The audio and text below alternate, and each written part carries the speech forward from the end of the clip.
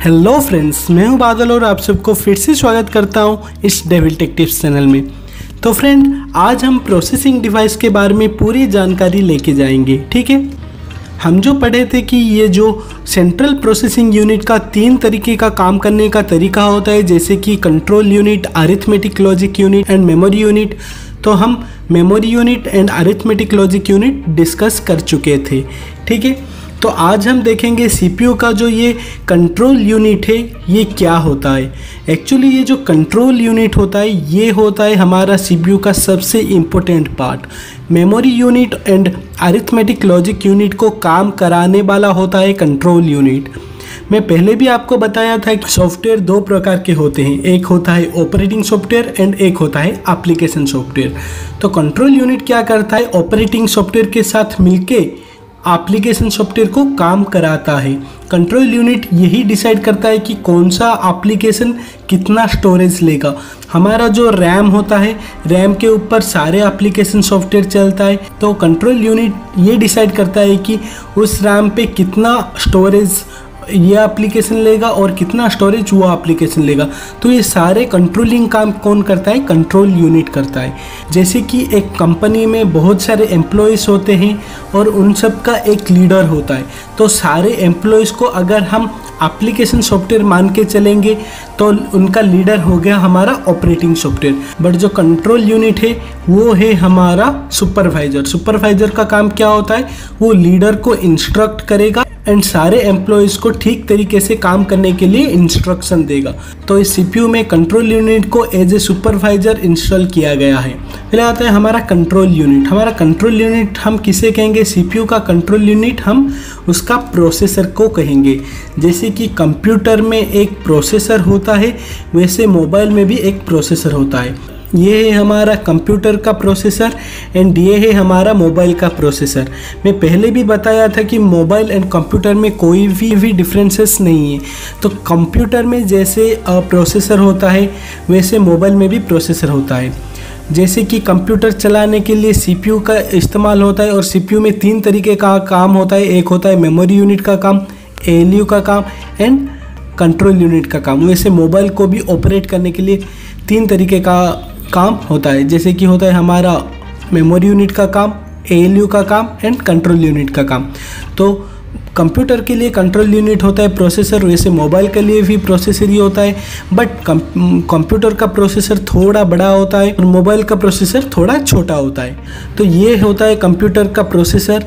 ये कहाँ पे प्लेस होता है और इसका काम क्या होता है हम देखेंगे। ठीक है, ये होता है मोबाइल का प्रोसेसर। बहुत ही छोटा होता है मोबाइल का प्रोसेसर, बट बहुत ही इफ़ेक्टिव होता है।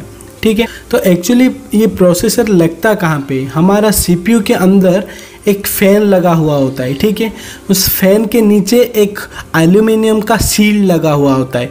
उस सील के नीचे, ठीक है, उस सील के नीचे जाके हमारा प्रोसेसर प्लेस होता है, क्योंकि processor is the most important part of the CPU who process the data and who control the whole activity of the CPU।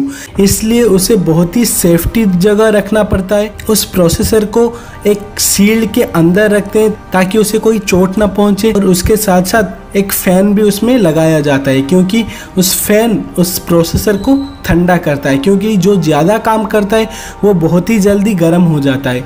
जैसे कि हमारा सुपरवाइज़र, कोई भी कंपनी का सुपरवाइज़र, वो क्या होता है, उसका दिमाग हमेशा गर्म ही रहता है क्योंकि वो ज़्यादा दिमाग का काम करता है। ठीक है, तो इसीलिए उसे एसी का रूम दिया जाता है। जैसे उसके लिए बॉडीगार्ड होते हैं, वैसे हमारा कंप्यूटर का जो प्रोसेसर है ये भी एक सुपरवाइज़र की तरह काम करता है। इसीलिए उसे हमारा एल्यूमिनियम सील्ड का बॉडीगार्ड लगाया जाता है और उसके साथ साथ एक फ़ैन लगाया जाता है जो कि उसे ठंडा करने में मदद होता है और वो एसी का काम करता है। अब हम देखेंगे कि कंट्रोल यूनिट कैसे काम करता है। ये इमेज आपको दिख रहा होगा। यहाँ पे हम क्या करते हैं, पहले डाटा को इनपुट करते हैं। तो इनपुट डिवाइस के द्वारा हम क्या करते हैं, डाटा को इनपुट करते हैं। फिर जब डाटा इनपुट हो गया वो पहले आएगा हमारा कंट्रोल यूनिट के पास। पहले क्या करेगा, कंट्रोल यूनिट मेमोरी यूनिट के पास भेजेगा। मेमोरी यूनिट में हमारा 2 तरीका का मेमोरी यूनिट है, जैसे कि मैं बोला था कि रैम एंड रोम। तो कंट्रोल यूनिट क्या करेगा, पहले उसे रैम तक पहुंचाएगा। ठीक है, जो कि होता है रैंडम एक्सेस मेमोरी। तो कुछ ही समय के लिए वो याद रखता है, इसीलिए वो क्या करेगा, रैम के पास भेजेगा। उसी टाइम कंट्रोल यूनिट डिसाइड करेगा कि वो अरिथमेटिक ऑपरेशन को देना है या लॉजिक ऑपरेशन को देना है। तो अरिथमेटिक ऑपरेशन का अगर काम होगा तो अरिथमेटिक को देगा, अगर लॉजिक ऑपरेशन का काम होगा तो वो लॉजिक ऑपरेशंस को देगा। ये सब काम करता कौन है, हमारा कंट्रोल यूनिट, क्योंकि control unit is the supervisor of the CPU. जो भी हम डाटा इनपुट करेंगे वो कंट्रोल यूनिट में आएगा, फिर वो क्या करेगा, कुछ ही समय के लिए रैम में सेव करेगा, फिर वो उस डाटा को चेक करके अरिथमेटिक एंड लॉजिक के पास भेजेगा। फिर इन दोनों में से जब वो प्रॉब्लम सॉल्व होके सॉर्ट आउट होके आंसर आएगा और कुछ ही समय के लिए वो रैम के पास भेजेगा, उसी टाइम कंट्रोल यूनिट उसे एज ए रिजल्ट दिखाएगा। तो हम रिजल्ट कहाँ पे देखेंगे, आउटपुट डिवाइसेस में देखेंगे, जैसे कि हमारा हो गया मॉनिटर, प्रिंटर, उसमें देखेंगे। ठीक है, अगर हम चाहेंगे कि उस डाटा को सेव करके हमेशा के लिए रखेंगे, तो जब हम सेव करेंगे उसे, वो क्या होगा, रैम से कन्वर्ट होके रोम में आके रहेगा। ठीक है, तो मेमोरी यूनिट का जो दो पार्ट होता है, रैम क्या करता है, डाटा को कुछ ही समय के लिए स्टोर करता है, और जो भी अरिथमेटिक या लॉजिक का प्रोसेसिंग होता है वो अपने ऊपर, मतलब रैम के ऊपर ही कराता है। ठीक है, और उसी सारे काम को करने के लिए हमारा कंट्रोल यूनिट इंस्ट्रक्शन देता है, क्योंकि control unit is the supervisor of our CPU. ठीक है, तो अभी हम प्रोसेसिंग डिवाइस के बारे में पूरी जानकारी जान चुके हैं। अगर आपको memory unit, arithmetic logic unit and control unit में कुछ भी डाउट्स है तो आप मुझे कमेंट बॉक्स में पूछ सकते हो।